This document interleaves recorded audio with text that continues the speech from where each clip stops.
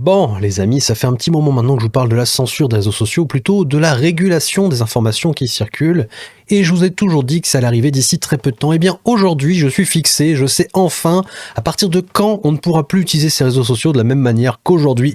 On peut encore le faire, et c'est ce que je vais vous apprendre dans cette vidéo. Alors évidemment, cette information, je la tiens de quelqu'un d'important dans notre société, puisqu'il s'agit d'Emmanuel Macron en personne, qui nous fixe un cap que l'on va pouvoir suivre avec attention, puisque tous les outils pour réguler les informations et organiser la censure des réseaux sociaux sont en train tout petit à petit d'être déployés. Et donc bientôt, cette censure sera officielle et cette chaîne n'existera plus comme tant d'autres malheureusement, mais c'est une réalité. On y arrive les amis, il va falloir se protéger contre ça, il va falloir s'organiser.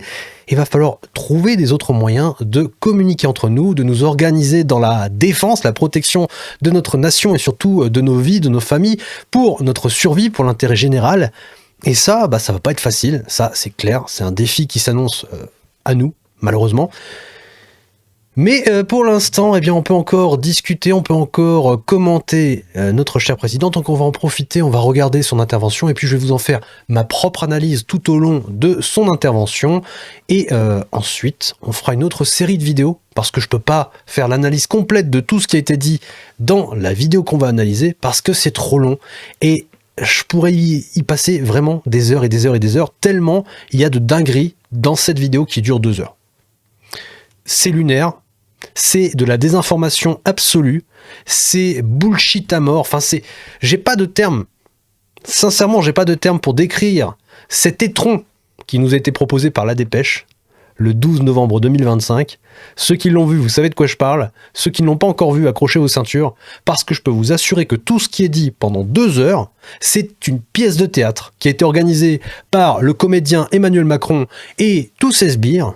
Et très sincèrement, si vous n'êtes pas convié à cette petite soirée, ce petit spectacle, si vous y arrivez d'une manière ou d'une autre, par exemple en regardant cette vidéo, je vous conseille vraiment de vous asseoir, de vous accrocher, de mettre votre ceinture, parce que cette série de vidéos qui va suivre sur ce qui a été dit et sur ce qu'ils vont faire, je pense que ça va être un petit peu piquant. Voilà, c'est une longue introduction. Alors cette vidéo, je vous préviens, elle va pas non plus être épique, parce que c'est une introduction d'Emmanuel Macron dans ce long débat, mais déjà sur cette introduction qui dure quelques minutes, vous allez voir qu'il y a quelques petites dingueries, notamment une date qui fixe l'arrivée de la censure, et plus tard dans d'autres vidéos que je vais faire, eh bien on va découvrir les tenants et les aboutissants, surtout tout ce qui caractérise cette justification de la censure des réseaux sociaux, leur façon de voir, etc. Enfin bref, je vais éviter de faire une introduction trop longue.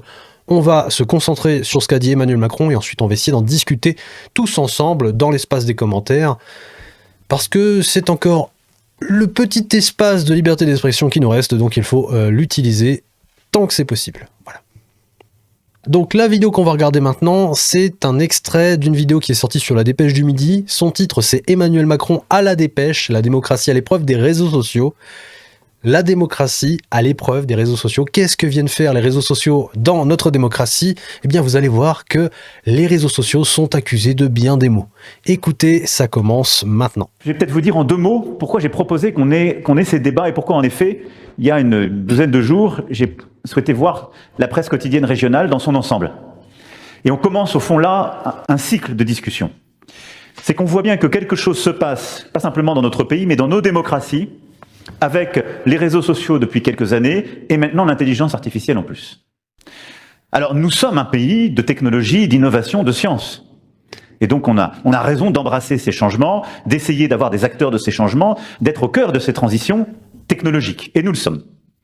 Mais dans le même temps, on ne peut pas voir que quelque chose n'est pas en train de se passer dans le fonctionnement de nos démocraties et pour notre jeunesse, nos jeunesses. Donc, il organise un débat avec la presse, mais aussi avec des invités qui sont sélectionnés sur le tas. Vous allez voir, toutes les questions qui sont posées dans ce débat sont vraiment dirigées. Il n'y a aucun débordement, il n'y a aucun complotiste, il n'y a aucun pro-russe, il n'y a aucun anti-Macron, il n'y a aucun anti-système, il n'y a aucun anti-vax. Bref, vous avez compris l'idée. C'est un débat qui permet à Emmanuel Macron de déballer sa propagande, et les invités qui sont là pour poser des questions, évidemment, vont faire exactement la même chose, et vous allez voir qu'ils vont parfois aller bien plus loin que le président lui-même. Donc c'est pour ça que je vous dis que c'est un spectacle lunaire qu'il faut regarder, hein, puisque mine de rien, je sais que dans les commentaires, vous êtes nombreux à me dire « Oui, mais j'en peux plus d'Emmanuel Macron, je le supporte plus, etc. » Mais regardez les choses en face. Cet homme, c'est un pantin du système. Cet homme est là pour appliquer un agenda. Cet agenda, c'est pas pour le bien de la France, c'est pas pour notre survie, c'est pas pour notre développement, c'est pas pour la protection des enfants, c'est même pas pour la protection de la démocratie. Non, son agenda, il est là. C'est pour détruire la France, c'est pour l'absorber dans une Europe fédérale et c'est pour la mondialiser, hein, d'accord? Parce que au-delà de l'Europe fédérale, c'est le mondialisme qui se cache derrière et c'est des trucs bien plus sordides encore. Mais ça, on ne va pas rentrer dans les détails aujourd'hui parce que ça serait rentrer dans une sorte de satanisme, ce que je me refuse à faire dans cette vidéo parce que sinon, eh bien, j'ai un carnet de notes complet qui va me prendre 10 heures à vous expliquer. Donc on va se calmer ici et on va continuer cette petite vidéo. Mais voilà, hein, il le dit, voilà, on a organisé un débat, j'ai pris quelques notes parce que j'ai des notes un petit peu partout. Donc il a organisé un débat avec la presse régionale, etc. Et il ne peut pas nier qu'il se passe quelque chose dans le fonctionnement de nos démocraties, j'allais dire démographie, mais ça c'est le cas, mais on en reparlera dans une autre vidéo, et pour notre jeunesse. Donc il se passe quelque chose dans nos démocraties et pour nos jeunesses, mais quoi donc? Eh bien vous allez voir que ce qui se passe, ça préoccupe énormément le président Emmanuel Macron. Et c'est au fond ces deux sujets que j'ai à cœur de faire avancer. Alors ces dernières années, on a essayé de faire avancer les choses. Je dis ces dernières années parce que, au fond, il y a quelques jalons qui ont marqué les années qui viennent de s'écouler. 2015 à peu près, c'est le moment où les réseaux sociaux s'étendent mondialement et gagnent nos vies. Et où les grands réseaux qu'on connaît sont utilisés de manière beaucoup plus massive par les jeunes et moins jeunes. Donc on a à peu près 10 ans de recul. Et puis ensuite on a 2020, le Covid, qui est une crise qui change encore plus profondément notre rapport aux réseaux sociaux, parce qu'on était plongé, si je puis dire, dans la solitude du confinement, parce qu'il y a eu en même temps, il y avait une volonté de s'informer, et parce qu'aussi, le temps d'exposition aux écrans et aux réseaux, on le voit dans toutes les statistiques, des plus jeunes aux moins jeunes, s'est profondément transformé. Et il y a pas... Voilà. Donc, depuis 2015, alors, il parle de 2020, mais depuis 2015, les gens ont adopté massivement les réseaux sociaux, hein. C'est à partir de là que j'ai commencé à adopter YouTube, etc. Mais c'était pas pour les mêmes pratiques, c'était pas pour m'informer. D'ailleurs, si je l'avais fait en 2015 jusqu'à 2020, eh bien, ça m'aurait évité de prendre une dose de Pfizer dans le bras et donc d'avoir ce poison dans mon corps.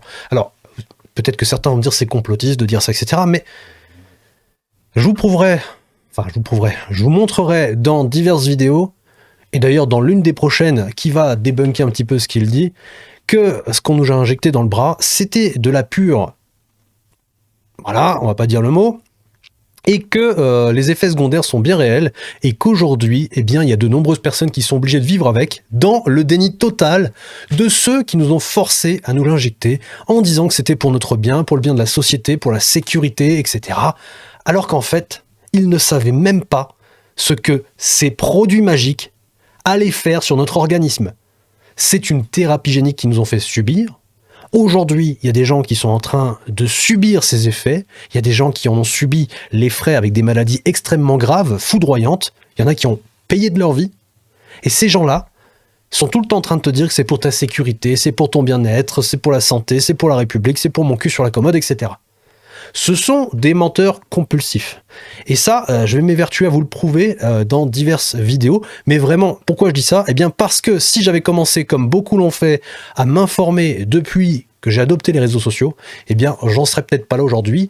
Et ce qu'il dit juste après, c'est très intéressant parce que du coup, il relie 2015 à 2020 et il dit 2020, la pandémie, la crise Covid, avec les fameux confinements à répétition. Donc ils ont confiné les gens, vous n'êtes pas sans le savoir, hein, vous l'avez vécu comme moi, à plusieurs reprises. Alors moi j'ai eu de la chance, entre guillemets, ou pas de chance, j'en sais rien, je sais même plus comment le qualifier. Moi, j'étais en première ligne, je n'avais pas le droit à ce confinement, j'étais vraiment sur le terrain, il fallait que j'aille travailler avec mon masque quand j'en avais, je suffoquais là-dedans et c'était très galère. Mais pendant ce temps-là, il y avait des confinements, effectivement, et les gens, ils s'ennuyaient. Donc soit ils jouaient à des jeux vidéo, soit ils étaient sur les réseaux sociaux, soit ils faisaient autre chose, mais bon, dans la plupart des cas, eh bien, c'était l'une des deux options, parce qu'ils n'avaient pas le droit de sortir, se voir, etc. Enfin bref, Vous l'avez vécu encore une fois. Et donc, pendant ces confinements, les gens avaient une volonté de s'informer. Alors ils avaient le choix, hein, soit rester le cul derrière leur télé, regarder les journaux qui commentent en permanence, donc LCI, BFM, etc. Vous savez, ces plateaux avec ces experts, ces médecins qui arrivent sur les plateaux et qui te disent « Alors, si tu prends une dose, tu protèges à 95%, et puis si tu attends 6 mois, ça descend à 60%, donc il te faut un booster pour remonter à 75%, mais au bout de 6 mois, eh bien, il faut une 3e dose parce que sinon, ça descend à 25%, et donc il faut le faire remonter à 50%, et puis voilà, il faudra faire ça pendant quelques années parce que nos vaccins ne sont pas des vaccins, c'est de la merde, voilà, clairement. Et donc, tu avais cette faculté en fait à pouvoir t'informer via ta télévision, ou alors tu pouvais prendre la décision de prendre ton téléphone, aller sur YouTube, regarder Géopolitique Profonde ou d'autres chaînes qui en parlaient à l'époque. Et je m'en souviens parce que à cette époque-là, quand même, je me suis posé la question, je me suis dit mais qu'est-ce qu'ils veulent faire? Pourquoi ils veulent obliger les gens à se faire vacciner, etc. C'est quoi ce passe vaccinal? Tout ça, hein, tout ce qui s'est passé pendant cette période, ça m'a quand même mis la puce à l'oreille, alors que pourtant, et ça je vous le dis en face, en regardant cette caméra droit dans l'objectif, j'étais un vrai petit mouton. Je faisais partie du système. J'étais complètement assujetti à ce système, je leur faisais confiance. Mais à partir du moment où ils ont commencé à vouloir obliger les gens à le faire, j'ai quand même eu un petit déclic, une étincelle. Je me suis dit, attends, c'est bizarre. Pourquoi ils veulent obliger les gens? C'est pas du tout... c'est contraire à nos droits fondamentaux, notamment le droit de choisir ce qu'on veut mettre ou pas dans notre corps, tu vois. Là, c'est une contrainte, on te tord le bras. Et à partir de là, j'ai quand même essayé de comprendre. Et j'ai fait le choix de m'informer, j'ai regardé quelques vidéos, mais pourtant, j'ai pas été assez éveillé assez rapidement et je me suis pris une dose. Il y a des gens qui, à partir de ce moment-là, à partir de cette crise, se sont informés directement, ont été voir les bonnes sources, parce que je n'ai peut-être pas été informé de la meilleure manière possible aussi, et donc ces gens-là se sont évités des galères avec ces injections, et surtout ont remis tout le système en question. C'est ce qui m'est arrivé. Personnellement, voilà, je vous l'ai déjà montré dans quelques vidéos, j'ai mangé une pilule rouge. La plupart des gens sont habitués à manger ça. Donc ça, c'est l'illusion, c'est le bonheur, c'est le mensonge, c'est tout ce que tu veux, hein, c'est la matrice. Une fois que tu as mangé ça, voilà, cette petite pilule rouge, t'es réveillé. À partir de là, c'est impossible de se rendormir. Et ils le savent. Là, si je vous mets sur mon écran cet énergumène, ce type-là le sait. Il sait qu'on ne peut pas se rendormir une fois qu'on a gobé ce genre de truc. C'est fini. Voilà. Et c'est ce qui m'est arrivé. Et c'est ce qui est arrivé à beaucoup de monde.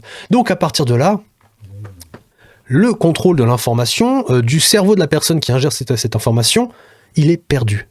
Et ce qu'ils veulent faire, c'est au minimum empêcher ceux qui n'ont pas encore gobé cette pilule, mais qui se nourrissent encore avec ça tous les jours, eh bien, d'avoir accès à ça. Donc ça, c'est le minimum du minimum. Et ensuite, ils espèrent sur la docilité des gens, sur le fait qu'ils oublient vite, parce qu'il y a beaucoup de gens qui ont oublié ce qui s'est passé pendant la période de 2020. Mais ils comptent là-dessus pour que les gens finissent par oublier et continuent en fait de s'informer ou recommencent à s'informer via les médias mainstream pour remanger de la propagande et finalement se faire reprogrammer le cerveau une nouvelle fois et retomber dans le piège du système. Et ça, malheureusement, sur tous les éveillés qu'il y a en France et dans le monde entier, alors je sais pas quelle ampleur ça va prendre, en tout cas au minimum échelle européenne, cette censure des réseaux sociaux, eh bien il y a beaucoup de gens qui vont retomber dans le panneau et surtout, il n'y aura plus aucune possibilité pour ceux qui mangent ça d'avoir accès à ça. Voilà. Ça, c'est le traitement contre le mensonge, contre toute cette perversion du système, etc. Eh ben, non. Ça, c'est le traitement qu'on va vous inoculer à vitam aeternam et vous n'aurez plus le choix. Parce que ceux qui essaieront de vous vendre ça, et encore, on ne le vend même pas. Moi, personnellement, sur cette chaîne, c'est gratos, donc voilà, vous faites ce que vous voulez, mais je vous propose ça. Je pourrais même plus vous le proposer gratuitement. Voilà, ce sera fini. Donc, chacun devra se débrouiller, entre guillemets, par ses propres moyens ou organiser des réseaux parallèles qui ne seront pas connectés à Internet. Alors, je ne sais pas comment on va faire. Peut-être que certaines personnes ont des pistes. D'ailleurs, n'hésitez pas dans les commentaires si vous avez des pistes concernant des moyens de s'informer ou de se réinformer, de se connecter, de se parler sans forcément passer par les réseaux sociaux, une manière alternative d'échapper au système. ou du moins à sa surveillance, à son contrôle et à ses sanctions, eh bien n'hésitez pas, parce que je pense que ça va m'intéresser à titre personnel, mais que ça va intéresser aussi tous ceux qui passeront par là. Donc si vous avez ce genre d'informations, partagez-les s'il vous plaît. Je pense même que j'en ferai une vidéo par la suite, parce que c'est très très important. Par ailleurs, si vous voulez soutenir mon travail, mettez des petits cœurs dans les commentaires, ça me fera savoir que vous soutenez mon travail, ça me motive, et ça permet aussi à l'algorithme de montrer cette vidéo à beaucoup de monde, ce qui est un peu le but, hein, c'est un peu l'urgence actuellement, c'est de montrer cette vidéo à un maximum de personnes qui sont encore endormies. Et ça ne tient aussi qu'à vous, hein. Partagez. Mais partagez à des gens qui sont endormis. Moi, personnellement, c'est ce que je fais, hein. Quand je vois des vidéos qui sont très chocs, etc., je l'envoie à mon entourage qui, lui, est endormi, hein. Coucou mes sœurs, encore qu'il y en a une sur les deux qui commence à vraiment être informée, l'autre qui commence à se réveiller. Mon père, c'est pareil, hein, c'est un endormi, c'est un consommateur de LCI, de BFM et tout ça. Eh bien, à force de lui envoyer ça, eh bien, il a éteint sa télé et remet en question le système. Donc, ça fonctionne. Donc, ça ne tient qu'à vous de faire exactement la même chose. Ça ne tient qu'à vous de prendre un stylo, une feuille et d'écrire, de faire en sorte que les gens puissent avoir accès à cette information. Ça ne tient qu'à vous de prendre une caméra, un micro et de parler aux gens. Même si vous n'allumez pas la caméra, voilà, vous mettez à quelque chose, vous éteignez votre caméra, on s'en fout, vous faites des podcasts, vous allez sur Internet, vous créez un blog, il y en a des gratuits, il y en a des payants, et puis vous faites votre propre actualité sur votre blog, etc. Et puis vous pouvez aussi faire des petites entourloupes système en parlant en codé, en développant votre propre novlangue, etc. J'en sais rien, il y a plein de façons de faire, mais il va falloir le faire parce que ça devient urgent. Donc, on revient à 2020. Il s'est passé plein de choses, donc le confinement qui a poussé les gens à avoir une volonté de s'informer, et donc ils sont allés sur les réseaux sociaux, X, etc. Ils ont eu accès à des informations qui étaient très choquantes, hein. Il y avait des médecins, des vrais médecins, très très haut, j'allais dire placés, mais très très haut diplômés, alors je sais pas comment on peut le qualifier, je suis désolé en ces termes, mais vraiment des pointures dans leur domaine, des gens qui avaient le respect de tous, qui étaient reconnus mondialement, qui ont alerté, qui ont dit oui, attendez, il y a des problèmes dans ce que vous dites, là par exemple la chloroquine ça soigne, etc. On peut s'éviter d'avoir accès, enfin du moins de s'injecter ces merdes dans le bras, et en plus la chloroquine ça coûte rien. Eh ben non, le système il avait décidé de te mettre sa petite dose dans le corps, une fois, deux fois, trois fois, 10 fois, 15 fois.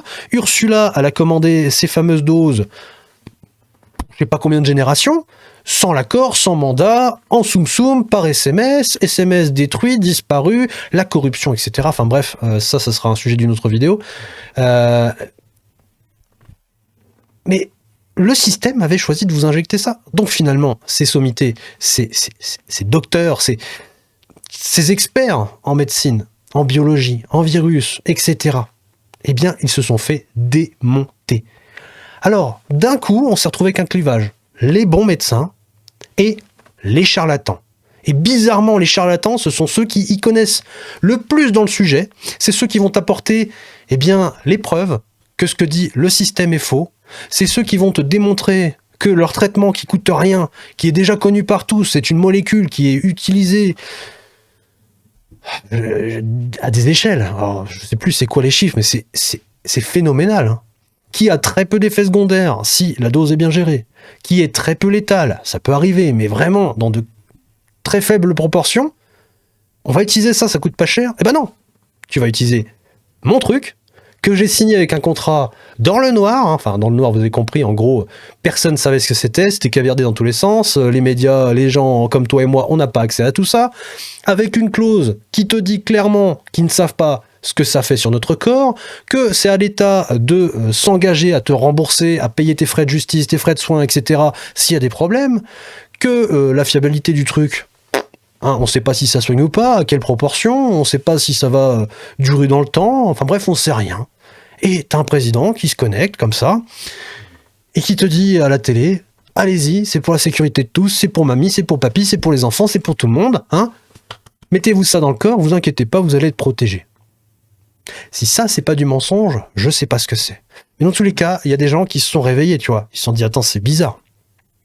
J'ai accès à ce type d'informations, et sur le plateau télé, l'autre, il vient me dire le contraire, avec beaucoup d'acharnement, et en plus, il s'acharne à démonter celui qui, pourtant, me semble bien placé pour m'informer sur ce qui se passe actuellement.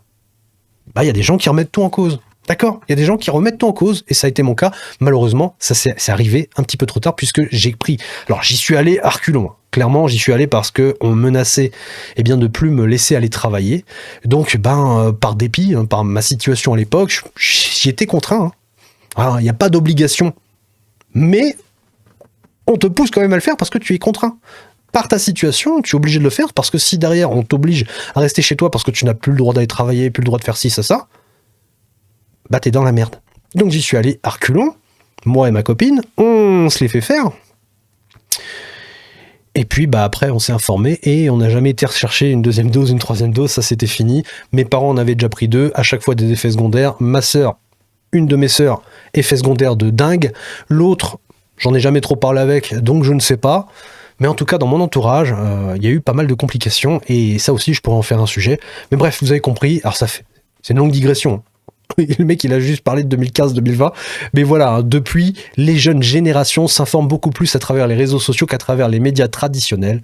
Donc, en gros, ils lient jeunesse et démocratie et information. Voilà, le problème, pour eux, c'est que la jeunesse s'informe beaucoup trop sur les réseaux sociaux et que ça met en difficulté leur démographie. Alors, putain, je sais pas pourquoi je dis leur démographie. Finalement, ça met aussi nos démographies en danger, puisque finalement, les effets secondaires sont en train de réduire notre population à vitesse grand V. Hein, je vous laisserai aller regarder les courbes de naissance et de mort. Ça se croise. Les morts ont dépassé les naissances. Et ça ne va pas en s'arrangeant. Il y a plein de choses qui vont évidemment dans ce sens, mais globalement, notre démographie, elle est en grand danger. Mais bon, du coup, le fait que les jeunes s'informent, ça met en danger leur démocratie. Et c'est marrant comment il lit tous ces mots dans quelques phrases. Écoutez la suite, hein, je vais éviter de trop parler. D'ailleurs, j'en ai trop dit, hein, parce que là, ce que je viens de vous dire, vous verrez que dans une autre vidéo, dans une autre partie qui concerne les complotistes anti-vax, je vais vous reparler de ça, mais avec un peu plus de documentation, évidemment. Je peux pas m'empêcher de parler de ça finalement. Je suis désolé, hein, mais dès que je vois ça, ça me rappelle tout ce qui s'est passé, ça me rappelle tout ce que les gens ont subi, tout ce que les gens ont engagé, hein, leur vie, la vie de leurs enfants, de leur famille, etc. Les complications de certains, le mépris de ces gens-là, la responsabilité de ces gens-là qui leur échappe complètement. Enfin, je veux dire, ils sont responsables de rien, ils en ont rien à foutre. Ils t'accusent même toi de remettre en cause tout ça, de mettre en danger la démocratie, etc. Enfin, comment tu peux rester neutre et fermer ta bouche quand tu vois ça? Personnellement, j'y arrive pas. Et c'est pour ça que cette chaîne, je vous le dis tout de suite, cette chaîne en 2026-2027, elle n'existera plus. J'y suis prêt. Voilà, je m'en fous complètement. Je suis pas là pour faire 15 ans de YouTube sur ce type de sujet. Si je veux m'enrichir, je le ferai autrement. Voilà, clairement, j'attends pas de YouTube qui me rémunère pour ce genre de travail. Donc j'en ai strictement rien à foutre. Moi, ce qui me dépasse, c'est que des gens autour de moi, et j'en vois, de toute façon, tous les gens quasiment autour de moi sont complètement lobotomisés par le système, ont complètement avalé la pilule bleue et la propagande du système, et ils sont complètement soumis à celui-ci. Et ça, je peux plus l'accepter. Donc c'est pour ça que j'ouvre ma bouche et que je ne peux plus la fermer. Voilà. Et je suis désolé. Pas eu vraiment de retour en arrière. Et donc, durant la décennie qui vient de s'écouler, les choses ont changé. Très profondément. Ce qui fait qu'au moment où je vous parle, on a les jeunes générations qui s'informent beaucoup plus à travers les réseaux sociaux qu'à travers les médias traditionnels, même si vous avez eu votre groupe, comme tous vos partenaires et parfois concurrents, des pratiques vous-même numériques pour aller sur ces réseaux, diffuser l'information, mais ça passe maintenant par ces réseaux et par l'IA, on y reviendra sans doute. Et le temps d'exposition aux écrans a flambé. Pour les jeunes aujourd'hui, on est environ à 4h40 quotidiennes. Voilà, donc c'est le passage que je vous ai un petit peu teasé sans le faire exprès, parce que comme j'ai pris des notes, alors j'ai 3 pages comme ça de notes, forcément, si je mets pas une petite ligne pour délimiter à l'endroit où je m'arrête, forcément je vais un petit peu trop loin, mais vous avez compris, je vais pas refaire ce que je viens de vous dire juste là. Les jeunes générations s'informent majoritairement sur les réseaux sociaux, et ça lui pose problème, hein. Voilà, le temps d'exposition aux écrans a flambé aujourd'hui. Alors là, il te parle pas des réseaux sociaux, hein. C'est ça qui est assez rigolo avec leur novlangue, c'est qu'il te met 4h40 d'exposition aux écrans en faisant l'association avec les réseaux sociaux. Parce que si demain tu calcules le temps d'exposition aux réseaux sociaux, peut-être que ce chiffre est moins élevé. mais ils vont utiliser la donnée qui les intéresse en l'associant avec les réseaux sociaux, en parlant du temps d'écran. Alors le temps d'écran, on va y revenir un petit peu plus loin, mais vous allez voir que ça concerne beaucoup de choses et que ce n'est pas forcément l'information ou la désinformation, selon le point de vue qu'on adopte. Voilà, c'est pas 4h40 de pure information. Je pense que n'importe qui devient zinzin. Personnellement, je passe pas 4h40 derrière mon écran tous les jours, même si je vais essayer d'aller à la pêche aux informations, etc. Je vais pas faire ça 4h40 parce que je vais finir par casser mon téléphone. Voilà, tout simplement. Donc, ouais, c'est de l'association malhonnête de choses. Quotidienne. Ce qui veut dire que quand nous on réfléchit à nos programmes devant le recteur, vous pouvez dire je vais rajouter 1 heure d'éducation civique dans la semaine. Si vous luttez face à des contenus auxquels vos enfants sont exposés 4h40 en moyenne par jour, bon courage. Donc c'est une réalité qui s'est totalement transformée ces dernières années. Donc là, il te parle aussi de l'éducation civique, etc. En gros, il n'arrive plus à éduquer les jeunes comme il voudrait le faire. Donc clairement, là, c'est littéralement un aveu. Ils veulent s'accaparer nos enfants, ils veulent les éduquer de façon à ce qu'ils adhèrent au système et ils ne veulent pas d'éléments perturbateurs dans cette éducation, notamment les écrans et surtout plus précisément les réseaux sociaux, puisque le seul endroit où ça va être interdit d'accéder aux services proposés, c'est les réseaux sociaux à partir de 15 ans, puisque c'est la majorité numérique française qu'ils veulent porter au niveau européen, donc c'est à partir de 15 ans que les réseaux sociaux deviendront autorisé, mais avant, ça sera illégal, donc inaccessible pour les enfants. Et c'est les seuls. Mais si tu veux vraiment les protéger, eh bien, t'arrêtes le téléphone, t'arrêtes Internet, t'arrêtes les jeux vidéo, t'arrêtes tout en fait, t'arrêtes les écrans. Si tu veux vraiment être honnête, t'arrêtes les écrans. Sauf que là, ce qui les dérange, c'est vraiment ça. C'est comment faire pour éduquer les enfants tel qu'on l'a toujours fait avant les réseaux sociaux, parce que depuis toujours on a été éduqués à être les bons petits larbins du système. On est conditionné à être des esclaves, faut bien le comprendre. C'est pour ça que j'aime bien Matrix, parce que quand tu as Morpheus qui dit à Neo, la matrice, c'est une prison pour ton esprit, tu es un esclave, et bien clairement, c'est le cas. Et franchement, j'ai adoré ce film parce qu'il dénonce le système de manière indirecte. Voilà, ils vont pas te faire un film sur le système dans lequel on vit, mais c'est un parallèle entre notre réalité et ce système dans lequel on vit. Et franchement, ceux qui ont vu ce film et qui ont eu la deuxième grille de lecture, je pense qu'ils ont mangé la pilule rouge sans même s'intéresser à ce qui se passe autour. Ils ont compris que la matrice, notre système dans lequel on vit, c'était quelque chose qui nous conditionne à vivre tels des esclaves. Voilà. Et ça les emmerde. Clairement, je suis désolé pour le langage un peu vulgaire, mais ça les emmerde. Ils ont perdu le contrôle sur le cerveau de nos jeunes. Et le problème, c'est qu'une fois qu'ils ont perdu le contrôle sur le cerveau de nos jeunes, ça revient quasiment à manger ça. Surtout si les jeunes se perdent sur des contenus complotistes et éveillants. Alors là, c'est fini, parce que les jeunes, tu les récupères plus. C'est fini, ils viendront plus voter pour toi, ils n'auront même plus confiance en la politique, ils n'auront plus confiance en la République, ils n'auront plus confiance en l'UE, ils n'auront plus confiance aux mondialistes, etc. Enfin bref, c'est fini tout ça. C'est fini. Donc là, ça les emmerde beaucoup, clairement. Alors on a bien vu, il y a quelques années, que ça commençait à poser des problèmes. Donc on a essayé de réguler, de changer les choses. Je dis ça avant qu'on débatte, pour vous dire qu'on ne part pas de rien. Dès 2018, j'ai lancé quelque chose qui s'appelait Tech for Good, c'est-à-dire qu'on a pris les grandes plateformes et on a dit on veut avec vous coopérer, par exemple pour lutter contre le terrorisme. Au début, on n'était même pas suivi par les collègues, malgré les attentats qui se succédaient. Il y a eu en 2019, en Nouvelle-Zélande, l'attentat de Christchurch. On a lancé à Paris en mai 2019 l'appel de Christchurch. C'est ce qui nous a permis d'obtenir le retrait des contenus terroristes en ligne en 1 heure. Et vous imaginez. Voilà, le retrait des contenus terroristes en 1 heure. L'ensemble, tous les contenus terroristes qui existaient, une grosse partie, parce que je pense qu'il y a quand même des contenus qui sont passés à travers les mailles du filet, mais globalement, il te le dit, en 1 heure, on a réussi à tout faire retirer à partir du moment où on a mis le cadre légal, les contraintes, etc. en place. À partir du moment où on a appuyé sur le bouton, boum, c'était fini 1 heure après. Plus tard, dans cette conversation, qui dure 2 heures, ce grand débat, puisqu'il appelle ça un débat, ce qui est assez rigolo, parce qu'un débat, c'est tu mets quelqu'un qui te donne une information, et quelqu'un qui t'en donne une autre, une contre-information, et qui débattent pour essayer déjà d'atteindre un équilibre, un point d'accord, ou de désaccord, mais dans tous les cas, chacun essaie de convaincre l'autre, ou du moins, même s'ils essaient pas de se convaincre entre eux, ils essaient de convaincre le public. Sauf que dans cet entretien, ce débat qui dure 2 heures, tout le monde est d'accord au début, donc tout le monde est d'accord à la fin. Et il n'y a que ceux qui regarderont à travers un écran, comme vous et moi, qui seront forcément, pour la plupart, en désaccord, ou du moins pour ceux qui ont bouffé ça. Pourquoi je vous souligne ce point? Parce que dans cet entretien, dans ce débat, à plusieurs reprises, le mot terrorisme va être associé à la désinformation. Et quand je dis désinformation, c'est de leur point de vue. C'est la contre-vérité. C'est quand nous, on apporte des preuves que ce qu'ils disent est faux. Eh bien ça, c'est affilié, à plusieurs reprises, à du terrorisme. Donc si en 1 heure, tu fais sauter le contenu qui est affilié au terrorisme, demain, désinformation, danger contre la nation, danger contre nos démocraties, danger contre l'UE, boum, ça dégage en 1 heure. Et donc cette chaîne va disparaître. Mais la chaîne de plein d'autres. Là, hier, moi personnellement, là je tourne, on est le combien? On est le 14 novembre 2025.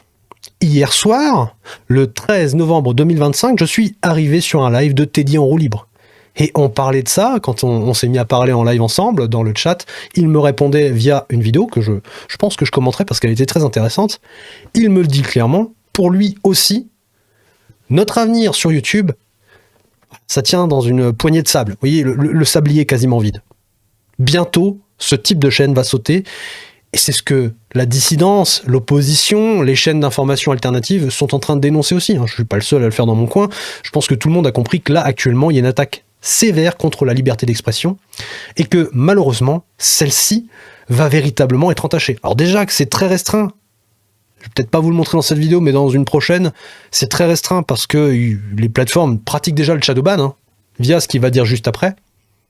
Mais qu'à partir du moment où le nouveau cadre légal va arriver, bon, ça sera totalement fini. Voilà, pour nous, ce sera fini. Et le temps est compté. Imaginez qu'il a fallu plus de 2 ans et demi de combat et que c'est plutôt respecté ce qu'on appelle cette heure dorée. Mais il y a encore des faiblesses dans le dispositif. On a ensuite essayé d'engager les choses pour protéger les enfants en ligne, pour demander aux plateformes de modérer, de retirer des contenus, mais sur une base volontaire.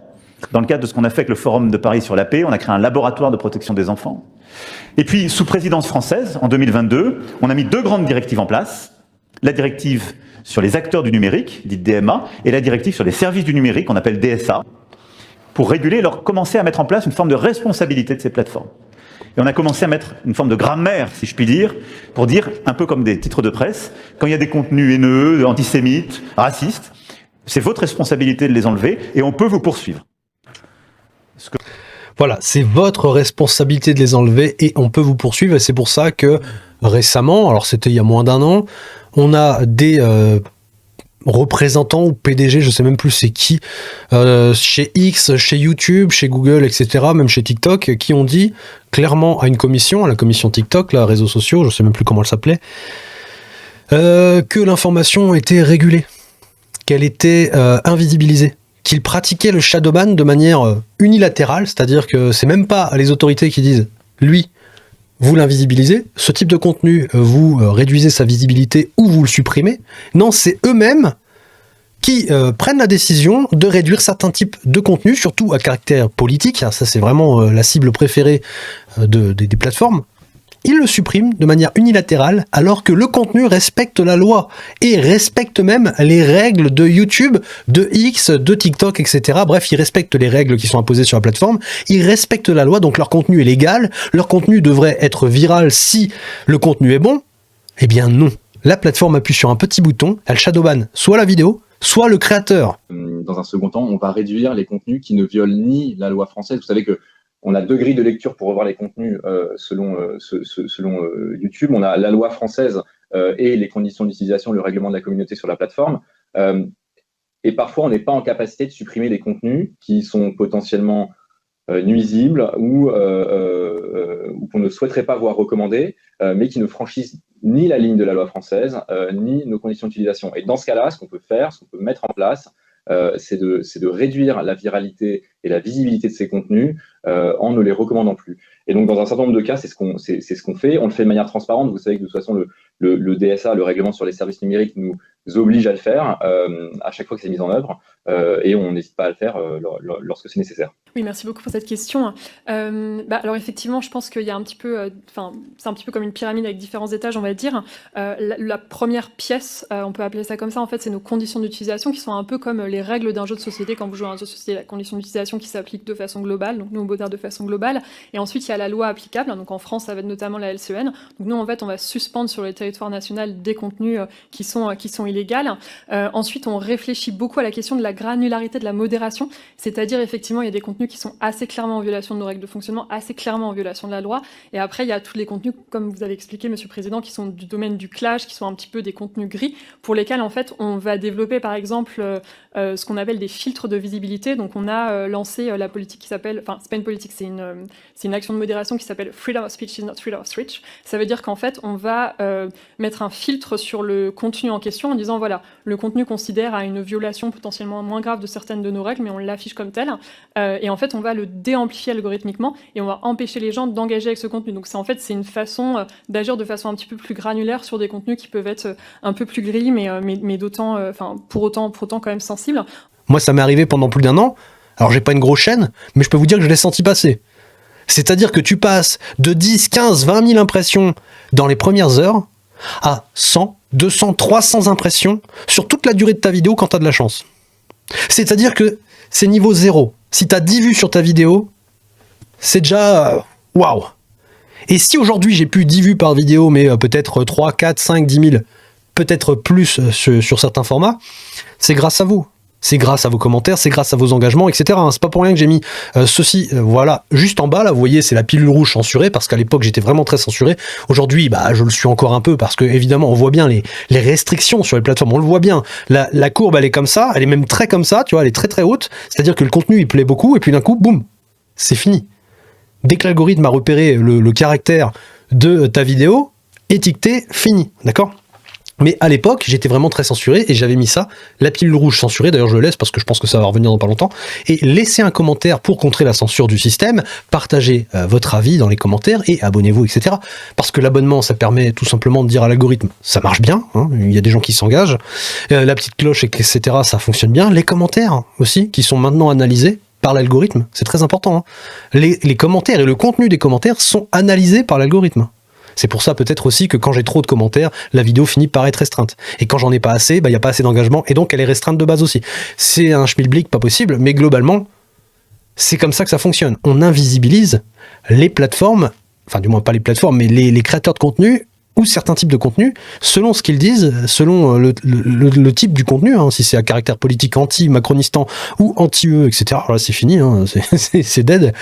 Mais bon, voilà, c'est sur la base du DMA et du DSA que tout ça a commencé. Mais ils vont aller plus loin. C'est ce qu'il te dit et depuis un petit moment, mais là, dans cette émission, il y va beaucoup plus... voilà, il va sans pincette, il se cache même plus. On va y aller, on va tout réguler, on va rendre responsables les gens qui profèrent des propos qui vont à l'encontre de la démocratie et de la République, etc. C'est peut-être pour ça que le RN avait proposé... alors je sais qu'il y a des membres du RN, hein, je ne sais pas si c'est que des membres du RN, mais avait proposé la proposition de loi 1535, je vous invite à taper ça sur Google, vous allez tomber des nues. C'est une loi qui, lorsqu'elle sera acceptée, votée, adoptée et inscrite à l'ordre du jour, eh bien, les propos anti-républicains et anti-démocratiques seront réprimés, seront sanctionnés, et donc vous pourrez faire de la prison, jusqu'à 5 ans de prison, et 75 000 € d'amende. Et ce qui est assez sympa, c'est que si c'est en public, sur un réseau social, c'est que c'est tout le monde qui va prendre. Alors du moins, c'est mon interprétation de la loi, mais tout le monde peut prendre. Et on le voit avec la loi Chiappaz et l'affaire Brigitte actuellement. Il y a des gens qui sont condamnés pour avoir retweeté un tweet. Ils sont même pas l'auteur du tweet, ils ont juste retweeté un tweet. Je pense que tout ça, ça va partir trop loin. Je pense sincèrement que ça va partir beaucoup trop loin, mais que l'État et le système, hein, quand je parle de l'État, c'est la France, mais c'est aussi au niveau européen, donc c'est tout le système, et que ils sont en train de se préparer, ils sont en train de se doter d'armes juridiques et d'outils qui vont leur permettre d'appliquer cette régulation et cette censure et les sanctions qui vont arriver derrière. Évidemment, les prisons ne sont pas assez grandes, évidemment, il n'y a pas assez de juges D'ailleurs, c'est peut-être pour ça qu'ils ont fait des augmentations dans les budgets. J'ai vu qu'ils allaient augmenter les salaires de certains hauts gradés, je crois que c'est en gendarmerie, etc., même dans l'armée, mais aussi pour les juges, etc. Enfin, j'y reviendrai là-dessus parce que j'ai pas creusé assez, donc j'ai pas envie de dire de bêtises. Et la ministre des Armées et des Anciens Combattants, Catherine Vautrin, a présenté un décret pour réformer la rémunération des militaires, qui a été un engagement pris par le président de la République et l'ancien ministre des Armées, devenu Premier ministre, Sébastien Lecornu. Les engagements pris sont donc des engagements tenus, et conformément à la loi de programmation militaire, la révision des grilles indiciaires des militaires se poursuit avec celle des officiers, après les militaires du rang, les sous-officiers des armées et les sous-officiers supérieurs. Le garde des Sceaux, Gérald Darmanin, a présenté un décret pour améliorer la carrière des magistrats. Cette réforme poursuit 3 objectifs. Premièrement, fluidifier les carrières en supprimant les blocages dans la progression indiciaire. Deuxièmement, favoriser la mobilité et l'ouverture du corps judiciaire. Et troisièmement, renforcer l'attractivité du métier de magistrat, essentiel dans la perspective des 1500 recrutements supplémentaires prévus d'ici 2027. C'est peut-être aussi pour ça, hein. C'est peut-être pour acheter plus de juges, pour forcer les gens à venir participer à cette grande mascarade qui est notre démocratie, cette République française, cette République. Mais ils vont y arriver, d'accord ? Ils vont y arriver, ça va se faire tout doucement, mais sûrement. Mais ce qui est sûr et certain, c'est qu'ils sont en train de se doter de tout ce qui leur est nécessaire. Et c'est vraiment au niveau étatique et au niveau du système que ça va se faire. Voilà, faut pas se leurrer. Que je constate, après vote, ça prend du temps, on le lance en 22, on le finalise en 23-24. On a la base. On n'a pas réussi à finaliser beaucoup d'affaires encore sur la base de ces directives, parce que c'est très long. Et c'est attaqué directement aujourd'hui politiquement par les grands acteurs américains. Et vous avez dans les discours du président américain, des grandes boîtes américaines, un discours qui dit ces Européens, ils veulent nous réguler, c'est une lutte contre, pardon de cet anglicisme, le free speech. Voilà, il ne veut pas le dire en français. Le free speech. Alors il y a peut-être des gens qui ne comprennent pas ce que ça veut dire, hein. Enfin, je veux dire, c'est pas une honte. À la base, nous, on est français, on n'est pas anglais. Voilà, c'est pas une obligation, même si c'est quand même préférable de parler toutes les langues, ou du moins juste l'anglais, déjà, c'est pas mal. Mais c'est pas une obligation en soi. Et vu le niveau scolaire actuellement, vu le niveau de l'éducation nationale, et vu l'envie de ce système de rendre les gens de plus en plus cons, ça ne m'étonnerait même pas que la plupart des gens qui entendent ça ne savent même pas de quoi on parle. On parle de liberté d'expression. Mais ça, je ne suis pas sûr que dans cet entretien, il va le dire une seule fois en français. Je crois que c'est un intervenant qui va le dire en français, mais sinon, c'est free speech. Point à la ligne. Et les plateformes, ainsi que le président, ainsi que tous les opposants à cette politique, ont raison de dire que c'est une attaque contre la liberté d'expression. On essaie de réguler la liberté d'information et d'expression. Point. C'est de la censure pure et dure. Et il peut dire ce qu'il veut, il peut le dire dans n'importe quelle langue, en utilisant n'importe quel mot doux pour adoucir ou pour endormir les endormis. Ils sont déjà endormis, mais on leur met un coup en plus sur la tête, histoire qu'ils se réveillent jamais. Il pourra dire ce qu'il veut, ça reste une attaque contre la liberté d'expression. C'est un système de censure. Voilà. Point. Mais on est aujourd'hui dans une situation, donc on a fait tout ça, mais on voit bien que ça n'est pas suffisant. Toutes les études montrent que nos enfants, nos ados, sont de plus en plus perturbés par ces réseaux. J'avais mis en place une commission qui a rendu ses conclusions en 2022, présidée par M. Bronner, sur les lumières à l'âge du numérique, qui montrait tous les problèmes sur l'éducation, le rapport à la connaissance, aux sciences, et une commission écran qui a rendu ses conclusions l'année dernière. Il y a eu beaucoup de travaux internationaux, M. Hart et d'autres, des grands chercheurs. Tout ça montre qu'on a chez nos jeunes de plus en plus de problèmes de troubles de l'attention, de plus en plus des troubles du comportement alimentaire, de plus en plus de difficultés à accéder à la connaissance par ces surexpositions aux réseaux sociaux. Et donc, on pourra y revenir, et on y reviendra dans le débat, c'est pour ça que je ne vais pas être trop long, mais maintenant, il y a un consensus scientifique pour dire que pour les jeunes et les adolescents, ça n'est pas bon. Voilà, il y a un consensus scientifique et même politique, vu que les politiques partagent la même idée sur l'impact des réseaux sociaux sur notre jeunesse. Bien, ce qu'il dit, c'est que les réseaux sociaux sont le détracteur de notre jeunesse. Or, on parle bien des écrans. Là, il associe les deux, mais on parle bien du temps d'écran. Et donc, le temps d'écran, c'est quoi ? Eh bien, c'est ton téléphone, parce que les enfants sont beaucoup sur les téléphones. Alors, certes, les réseaux sociaux, ça va de Snapchat à Instagram, à TikTok, etc. Donc, c'est varié comme source de distraction. Évidemment, ça compte énormément, mais c'est aussi la télévision. Je compte pas le nombre de jeunes qui veulent passer leur temps derrière la télévision. Et surtout les enfants. Aujourd'hui, maintenant, les enfants regardent la télévision. Et de plus en plus tôt. J'ai un beau-frère et une belle-sœur qui ont donné le téléphone à leur enfant très très tôt, même pas 1 an, pour avoir la paix. Voilà, hop, elle est sur sa chaise, elle mange, et elle a sa télé, enfin son écran qui est juste devant elle, calé comme ça, pour regarder des dessins animés pendant qu'elle mange. Comme ça, les parents sont tranquilles. Et c'est un exemple, mais c'est un exemple qui est généralisé. Il y a une télé qui tourne dans la pièce pour que les enfants restent derrière la télé, la patte patrouille et compagnie. Et pendant ce temps-là, les parents peuvent faire autre chose. Alors je les comprends, les parents, d'accord. C'est compliqué d'avoir un œil sur les enfants en faisant autre chose, et parfois on n'a pas le choix. Mais le fait est que maintenant, les enfants sont de plus en plus distraits par ces écrans. Il y a aussi tout simplement les films, les séries, parce que là je te parle de dessins animés, mais c'est aussi pour les adolescents, même les grands adultes, etc. hein. Mais on regarde beaucoup de films et beaucoup de séries. Avec l'arrivée de Netflix, etc. Avant, il fallait aller au cinéma pour aller voir un film, ou il fallait attendre le soir, le 20h, alors je sais plus, c'était 19h30, 20h30 au début, maintenant c'est quasiment 22h et ça finit à 2h du matin, hein, tellement il y a de pubs. Mais bon, à l'époque, tu regardais un film, tu regardais une série, c'était rare. Fallait aller au cinéma, fallait acheter ton DVD, fallait acheter ta série complètement, avec tous les DVD, etc. Maintenant, tu payes 10 € par mois, et encore, c'est peut-être moins cher, selon certaines plateformes. Tu payes 10 balles, tu t'installes dans ton canapé, tu prends ta télécommande, et t'es là, boum, boum, boum, boum, boum, et je regarde telle série, et puis je fais ça tous les week-ends, toute la journée, tout mon temps libre. Et à partir de ce moment-là, ton cerveau, il pourrit. Voilà, complètement. Alors, j'ai aucun problème avec les séries, etc. Les films, j'adore regarder des films, j'adore regarder des séries, mais il faut pas en abuser.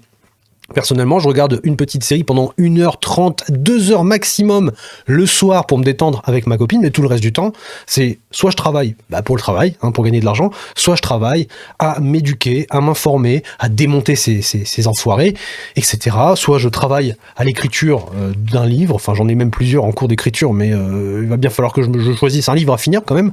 Enfin bref, il y a plein de choses à faire. Et ce que je préfère, c'est évidemment de nourrir ça, même si j'ai des petits problèmes de mémoire, très sincèrement, c'est difficile ça, c'est compliqué, mais je préfère nourrir ça que de le pourrir avec du contenu à la télé. Et malheureusement, la télévision, elle contribue beaucoup et ça compte dans le temps d'écran. Je veux dire qu'il faut arrêter de dire que les jeunes, parce qu'ils ont les réseaux sociaux, vont tout simplement pourrir parce qu'ils ont de la mésinformation, de la désinformation, des complotistes, etc. Non, je veux bien que pour eux, de leur point de vue, on pourrisse les jeunes, mais c'est plus dans le fait que les gens vont de moins en moins s'intéresser à la politique, de plus en plus être défiants à leur rencontre, parce que forcément on se rend bien compte qu'ils se foutent de notre gueule, et surtout que les gens ne vont plus aller voter. Donc moins il y aura de gens qui vont voter, alors ça sera peut-être plus facile pour manipuler, mais au bout d'un moment, est-ce qu'ils seront encore légitimes à le faire ? Enfin, à la limite, on s'en fout. De toute façon, dans tous les cas, ils vous l'annoncent, ils vont modifier, trafiquer, ils vont encore s'ingérer dans les élections, et en plus, c'est dans pas très longtemps. Mais bon, télévision, films, séries, dessins animés, les jeux vidéo. Les jeux vidéo, c'est une véritable drogue, je suis désolé du terme, mais c'est une addiction. Les jeux vidéo, j'y étais la victime, j'ai été la victime. J'ai eu une console de jeu très très tardivement. Alors j'ai eu les premières consoles assez tôt, mais bon, t'as vite fait le tour, t'as joué à Sonic, t'as joué à Mario, tu fais 15 fois le jeu, puis au bout d'un moment tu te lasses, et si t'as pas de nouveau jeu, t'arrêtes de jouer. J'ai eu très tardivement une console, mais une fois que je l'ai eu, je savais plus m'arrêter. Et ça, c'est le cas de beaucoup de monde autour de moi, et actuellement encore, des gens ne se sont pas remis. C'est des gens qui vont jouer à tous les jeux qui vont sortir, et qui vont y jouer en ligne, et qui vont y jouer pendant 500 heures, 1000 heures, peut-être plus. Et là, clairement, ton cerveau pourrit. Parce que la seule chose qu'il veut, c'est sa dopamine, c'est son petit moment de plaisir qui devient de plus en plus compliqué à avoir. Et donc, tu relances des parties, et ça fait partie de ce problème de société aujourd'hui, c'est que les jeunes préfèrent jouer que de s'informer, que de se former même. Parce que à la base, l'apprentissage à l'école, t'apprends quand même des choses intéressantes. Même s'il y a de moins en moins de choses intéressantes, t'es quand même censé te former. Les jeunes ne le font plus. Et d'ailleurs, même tout ce qui est proposé par la suite, il n'y a plus d'ingénierie, il n'y a plus de métiers à haute valeur ajoutée, etc. Bon, il n'y a plus beaucoup de métiers qui font rêver. Quand tu vas à l'école, on te dit qu'est-ce que tu veux faire, t'as le choix entre ça ou ça, les deux cas c'est de la merde. Bon, je vais rester chez moi. Je préfère jouer aux jeux vidéo. Voilà. Je m'intéresse pas aux cours, puis finalement tu te retrouves avec une société qui meurt. C'est un peu ça le problème aussi. Mais bon, voilà, t'as une dépendance, t'es déconnecté de la réalité, et voilà. Ils ont tenté des choses, mais ce n'est pas suffisant. Alors du coup, il va falloir passer à l'étape supérieure, parce que ça va plus. Voilà. La deuxième chose, on voit que tout ça est en train de bousculer la vie de nos démocraties. Le rapport à la connaissance, à la science, on a un peu vu dans les débats pendant le Covid, on le voit encore aujourd'hui. Et on a vu ces derniers temps, dans les élections qui se sont tenues. Alors, avant d'aller aux élections qui se sont tenues, on l'a vu, la science, le rapport à la science, aux connaissances, on l'a vu pendant le Covid. Donc, connaissance, là il est en train de faire une liaison, il est en train d'assembler des mots pour que dans ton esprit, tout ça, ça colle ensemble. Connaissance, science, Covid. Voilà, c'est le schéma classique. Science, Covid, connaissance, tout ça ensemble, ça donne le narratif qu'on a depuis un petit moment. Ils ont le monopole de la connaissance, de la science, et donc le Covid doit être traité par la connaissance et la science et rien d'autre. Voilà, aujourd'hui, la religion, tiens, je l'ai pas ici, est-ce que je l'ai ici? Je vais vous conseiller une bonne lecture, si, alors j'ai pas celui-là, désolé, pas celui-là, ça va être le dernier, tu vas voir, ce que j'ai, oui, c'est le dernier sur ma table, je commence à en avoir beaucoup dans les bras. Voilà, les nouvelles religions. Les nouvelles religions avec des très jolis visages derrière, regardez.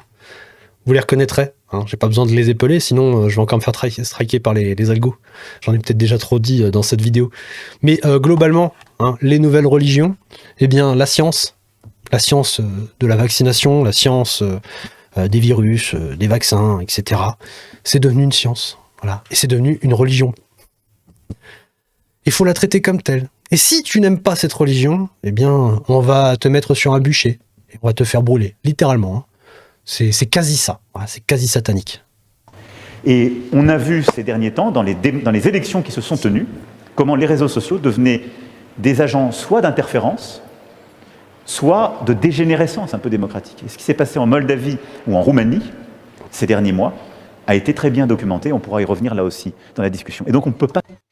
Voilà, donc les réseaux sociaux sont devenus un élément de dégénérescence démocratique. Alors, je ne sais pas à partir de quel moment ils ont cru qu'on était en démocratie, à quel moment le peuple choisissait, dans le sens où aujourd'hui on est dirigé par des représentants qui sont censés faire de la politique représentative, hein, on vote pour eux, d'ailleurs il va le répéter plusieurs fois dans cet entretien, on vote pour eux, on les met en place et ensuite c'est à eux de légiférer, c'est à eux de discuter de ce qui est bien ou mal pour notre société, quel avenir on va avoir dans les années à venir, voilà, tracer une feuille de route, etc. Hein. Mais à quel moment, quand tu donnes ton droit de vote à quelqu'un pour faire les choses à ta place, quand tu es dans une oligarchie, tu te crois en démocratie. Parce que l'oligarchie, c'est ça, c'est une poignée de personnes qui va décider à ta place. Tu te déresponsabilises, tu leur donnes la responsabilité de choisir à ta place.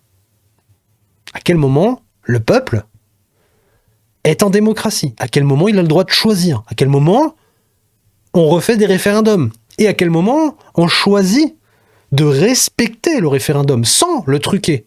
Hein, parce que c'est facile de faire un référendum, puis en fait de truquer les élections, hein, enfin le vote. Vous avez compris, ça se fait un petit peu partout, même en Suisse actuellement, on l'a vu avec l'identité numérique, et bien d'autres cas avant, ça y va à fond de balle, hein, tranquillement, sans pression, il n'y a plus de problème. Et là, il va te parler de la Moldavie, de la Roumanie, et te dire que les Russes, ils ont fait de l'ingérence. Voilà, ils ont trafiqué les élections, ils ont voulu influencer les gens, et que donc ils s'en sont aperçus, ils ont déployé une espèce de bouclier démocratique.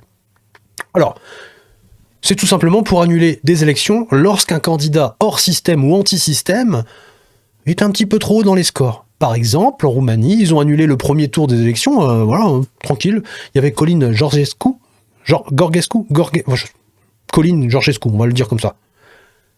Il est passé en tête parce que l'opposition, hein, elle a payé pour que ce mec se retrouve en tête.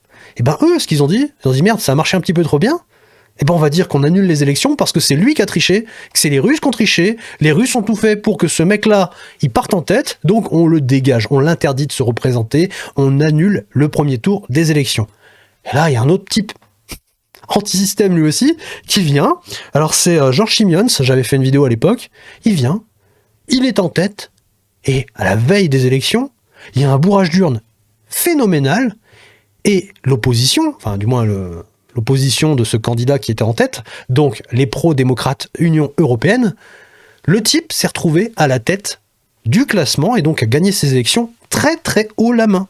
C'est-à-dire qu'en une nuit, il y a eu un basculement, mais improbable. Et ça, Ça, c'est une ingérence russe. Alors que tout pointe vers la France et vers l'Union européenne.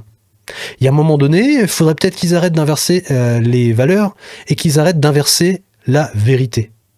Mais bon, ça marche bien, parce que, comme je vous l'ai dit depuis tout à l'heure, les gens sont abreuvés avec cette petite capsule bleue. Donc comme les gens ne vont pas spécifiquement s'informer, parce que là le problème, quand il vous dit que les réseaux sociaux c'est de la désinformation, c'est des complotistes, c'est des climato-sceptiques, c'est des anti-vax, c'est des anti-démocratie, etc. et tout ce que tu veux, hein, eh bien ce qui lui pose problème, à lui et à son système, c'est que cette petite poignée de personnes éveillées qui se partagent ce genre d'informations arrive de temps en temps à réveiller quelqu'un qui va lui-même réveiller quelqu'un et ça se propage comme un virus.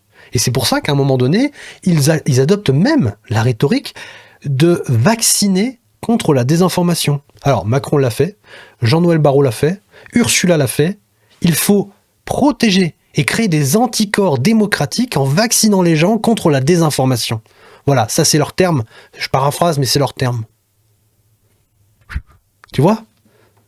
Parce qu'on est un virus pour eux, on est dangereux. Et c'est pour ça que on doit continuer et on doit le faire de toutes les manières possibles. On doit leur rendre la tâche extrêmement difficile. Parce que si on les laisse faire, si on les laisse gagner, ça va devenir n'importe quoi. Et c'est ce qu'ils veulent. Hein.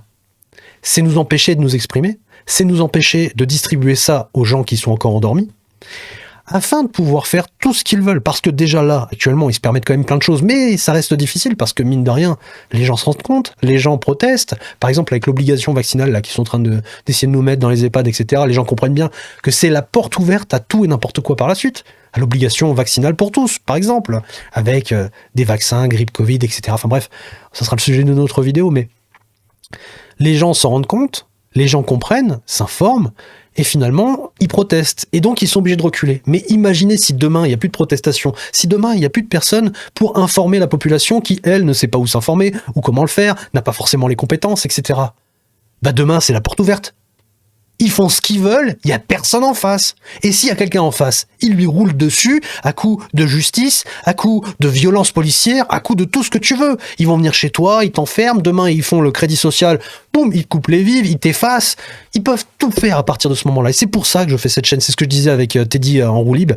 Moi, cette chaîne, elle est là parce que je ne veux pas de ce monde. Je ne veux pas de ce monde.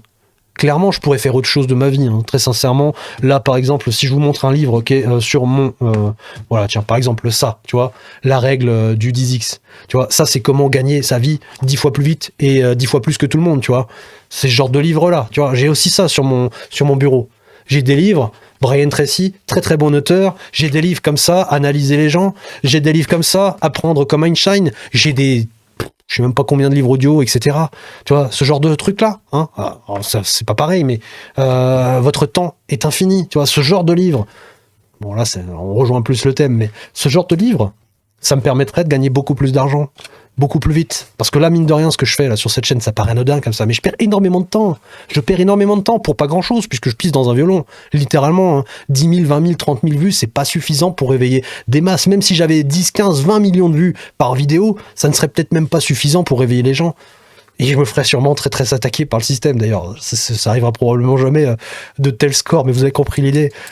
Mais je le fais quand même, parce que je veux pas vivre dans ce monde-là. Voilà. C'est peut-être ma petite conscience intérieure qui me dit bah ça sert à rien, dans le sens où bah je sais que je vais me faire effacer, hein, c'est ce que je vous dis, c'est le sujet de cette vidéo, je vais me faire effacer. Dans quelques mois, on va se faire effacer. Donc, ce que je fais là, c'est même pas à construire les bases de la réinformation pour le peuple, puisque à la fin, ça va être détruit complètement par le système. D'un coup, comme ça, boum, ça va me tomber dessus, c'est fini.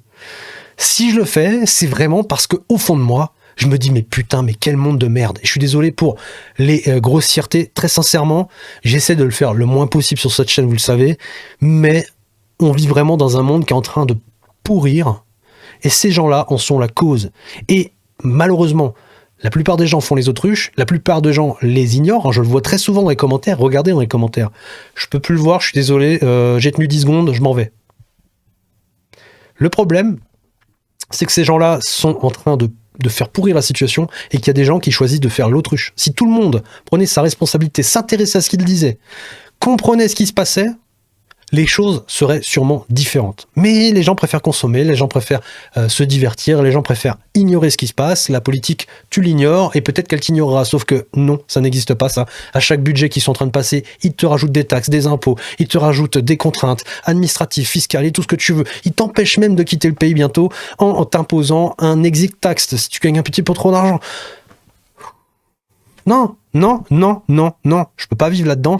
Donc, gagner de l'argent, c'est bien, je pourrais le faire facilement, je pourrais le faire de manière abondante, parce que j'ai quand même des compétences dans l'investissement. Ça fait un petit moment maintenant que je m'intéresse à ça, ça fait un petit moment que j'investis, je pourrais gagner 10 fois plus d'argent, et pourtant, je suis encore là à perdre mon temps, à parler à une toute petite poignée de personnes. Et je vous remercie, hein, je suis pas en train de critiquer le fait qu'on soit pas beaucoup, je vous remercie sincèrement, mais je sais pertinemment que ça ne va pas aboutir à grand-chose si les gens choisissent de faire les autruches tout le temps. Et je sais pas comment faire. Ah, je vais pas y aller au pass pilule rouge. Hein. Je vais pas injecter ça dans le corps des gens, dans leur cerveau, en espérant que ça fasse fleurir des neurones. Ça n'existe pas. Je sais pas comment faire. Hein, je suis désolé. Le fait est que c'est très dur. Le temps est compté. Donc il va falloir qu'on se réveille ou qu'on s'organise, parce que bientôt ce genre de vidéo n'existera plus. Voilà, cette chaîne n'existera plus. En tout cas, merci quand même à tous ceux qui auront participé à cette aventure, hein, parce que là, on est 10 000. C'est énorme. Merci infiniment à vous. J'espère qu'elle durera le plus longtemps possible. Est-ce que... tiens, je viens de remarquer un truc. On est 10 000. La Dépêche du Midi, elle a à peine 8190 abonnés. On est déjà plus nombreux qu'un média indépendant subventionné. C'est magnifique. Ouais, c'est ça la force de YouTube. C'est ça qui leur fait peur. Mes yeux se portent là-dessus, je me dis what the fuck. Mais je comprends très très bien.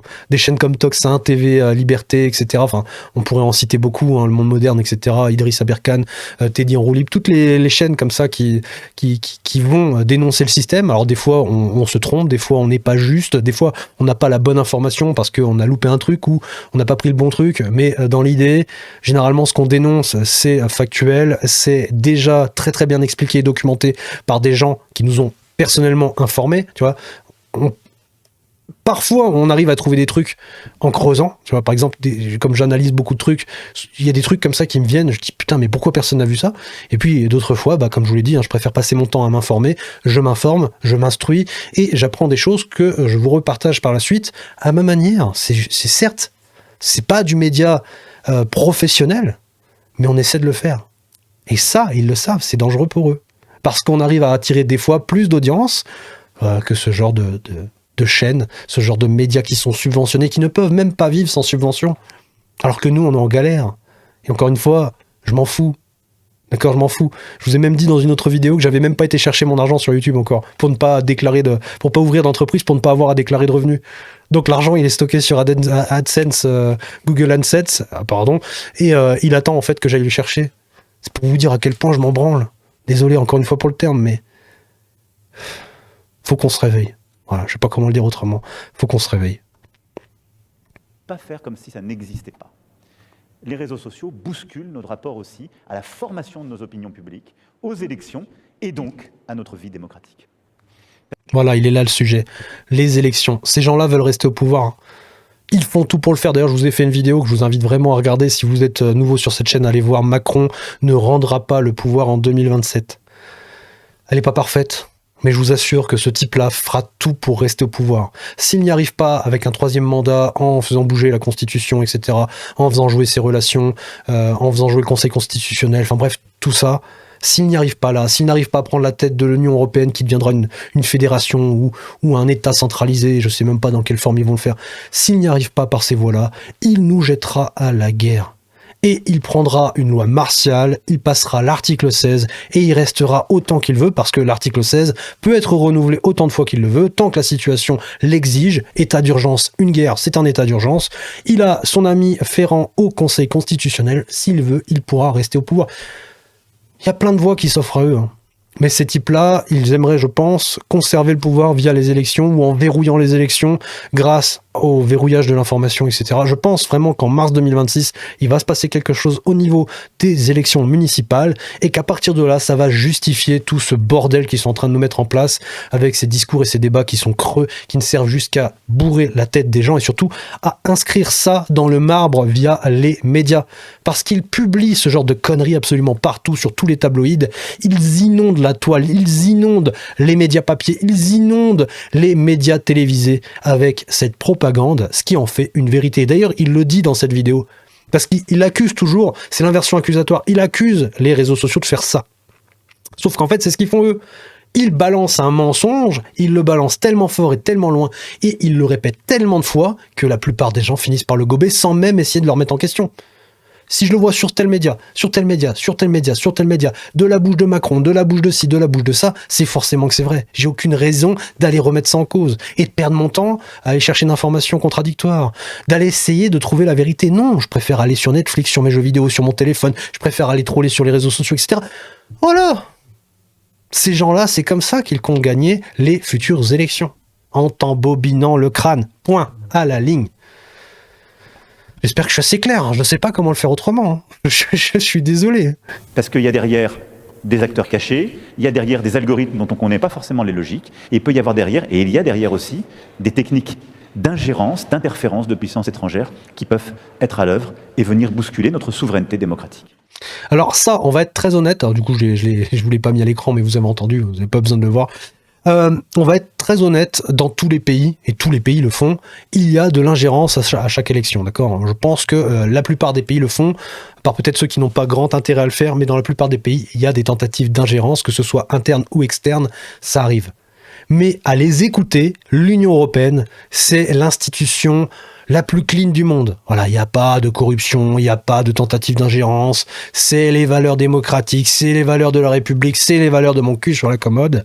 Et tout le reste du monde en veut à l'Union européenne, à la France, aux pays de l'Union européenne, etc., à la démocratie européenne, à leur modèle social, etc., etc., etc., etc. Arrêtez de vous foutre de notre gueule, s'il vous plaît. Arrêtez.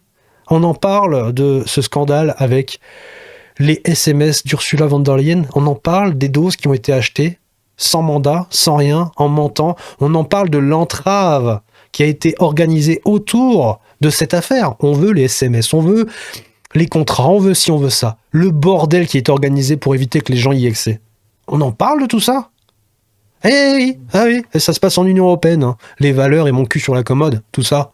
Ça se passe ici, chez nous. Hein. Donc, ces gens-là sont en train de se foutre de notre gueule.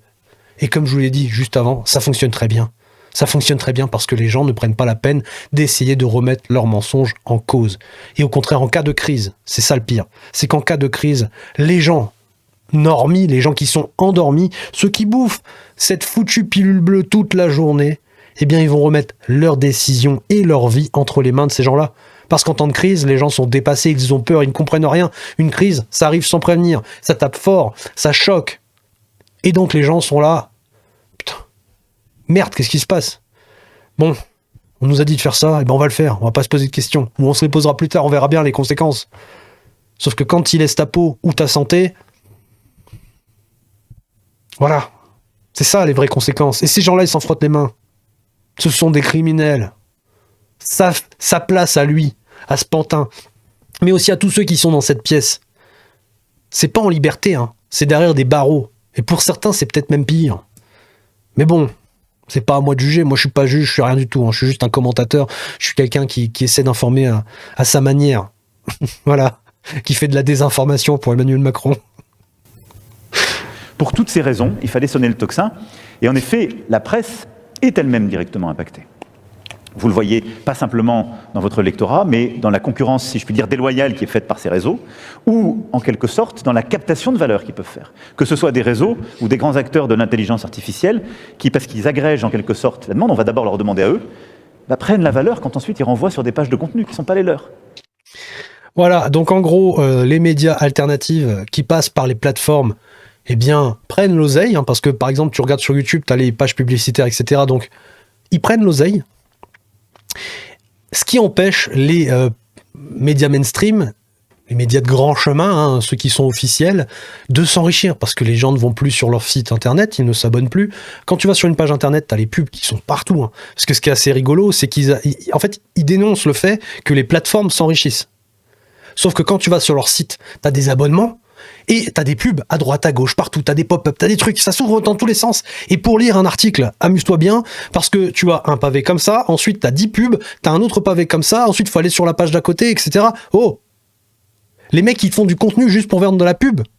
Parce que sans ça, ils survivent pas. Parce que les gens ne s'abonnent plus. Pourquoi tu t'abonnerais à un torchon? Pourquoi tu t'abonnerais à quelque chose qui t'abrutit? Ça, c'est une bonne question. Et du coup, ce qui pointe du doigt, c'est le fait que les plateformes ont trouvé la manière de s'enrichir à leur place. Tout en faisant de la désinformation. Hein. C'est magnifique. C'est magnifique. Donc eux, ils veulent le monopole de l'information, ils veulent le monopole de l'enrichissement, parce que forcément, si les gens sont obligés de venir sur ton site pour regarder ton contenu, eh bien, c'est à toi. Hein, c'est à toi que revient les revenus publicitaires, c'est à toi que revient le monopole de la pensée, de l'information, c'est à toi que revient le cerveau du lecteur. Point. Et l'attention. Regardez-le. Un beau coq. Il est magnifique. Mais c'est eux qui auront monétisé tout cela. Donc pour toutes ces raisons, j'ai souhaité qu'on ait ces débats, et je vous remercie de vous en être saisis. Pour beaucoup, vous les aviez commencés, et on les a eus ces dernières années, peut-être de manière un peu informelle ou décousue. Et l'objectif est qu'on essaie de bâtir un consensus national pour la fin d'année, pour qu'en début d'année prochaine, on prenne les bonnes décisions collectives pour faire face à ces défis, à la fois pour nos jeunes et pour le bon fonctionnement démocratique. Voilà, je ne veux pas être plus long, mais je voulais rappeler en quelques mots d'où on vient et quelle est la nature du problème, ce qu'on est en train de faire, et l'objectif c'est d'aller vers des décisions concrètes au début d'année 2026. Voilà, l'objectif c'est d'aller vers des décisions concrètes, hein, les mots ont un sens, pour le coup je ne pense pas que celui-là il soit inversé, concret chez eux c'est concret, voilà, donc objectif concret, finaliser tout ça pour début 2026. Ça veut dire que début 2026, ah bah oui, il y a les élections municipales, ça tombe bien. Début 2026, on va commencer à réguler l'information via diverses manières. Hein. On va commencer à potentiellement interdire l'accès aux réseaux sociaux pour les jeunes de moins de 15 ans. Et on va commencer à faire de la méga propagande pour le Macronistan, pour l'Union européenne, pour la Commission de la corruption. On va l'appeler la corruption européenne. Et pour tout ce système de merde mortifère qui ne veut que nous faire crever, nous dépouiller, nous piller, nous affaiblir, nous asservir, nous faire ramper, nous écraser, bref. Voilà. Je pense que ça résume assez bien le fond de ma pensée. Ces gens-là veulent nous forcer à ingérer ça. Et pour être sûr qu'on l'ingère, ils vont nous l'implanter bien profond dans l'oreille, mais pas par l'oreille, hein, par l'anus, et ça sera magnifique. Voilà. C'est le Scanus 2000, pour faire une petite référence à Alexis Poulain du Monde Moderne. Bref, très très longue vidéo, je pensais pas faire une longue vidéo comme ça. Franchement, j'avais des choses à dire sur cette vidéo, alors que je pensais faire un truc de 15-20 minutes. Mais visiblement, dès qu'on parle de ce type-là, je ne sais pas m'arrêter. Et le pire reste à venir. C'est pour ça que je vous invite vraiment à vous abonner et activer la petite cloche. Parce que la suite de l'analyse de cette vidéo, oh mon Dieu, c'est pas piqué des hannetons. Alors ça va être croustillant comme c'est pas permis. Regardez cette tête. Regardez cette tête. Pourquoi elle est énervée, cette dame? Qu'est-ce qui lui arrive? Quelqu'un conteste l'autorité de monsieur Emmanuel Macron? C'est une bonne question. Je vous laisserai répondre à cette question dans l'espace des commentaires. Si vous en avez envie, évidemment. Merci à tous. Un petit cœur dans l'espace des commentaires, encore une fois, pour le référencement, pour faire en sorte que cette vidéo se déploie un maximum. N'hésitez pas à vous abonner et je serai content. Voilà, on sera de plus en plus jusqu'à ce que cette chaîne disparaisse, encore une fois. Ça va arriver, c'est sûr et certain. Ils l'annoncent, donc je pense qu'ils le feront pour le coup. Ça, il tiendra sa promesse. Le système tiendra sa promesse. Et ça promet pour notre avenir. D'ici là, bonne journée, bon courage, informez-vous, réinformez-vous, partagez à mamie, papy, et on se dit à la prochaine pour une prochaine vidéo. Allez, bye!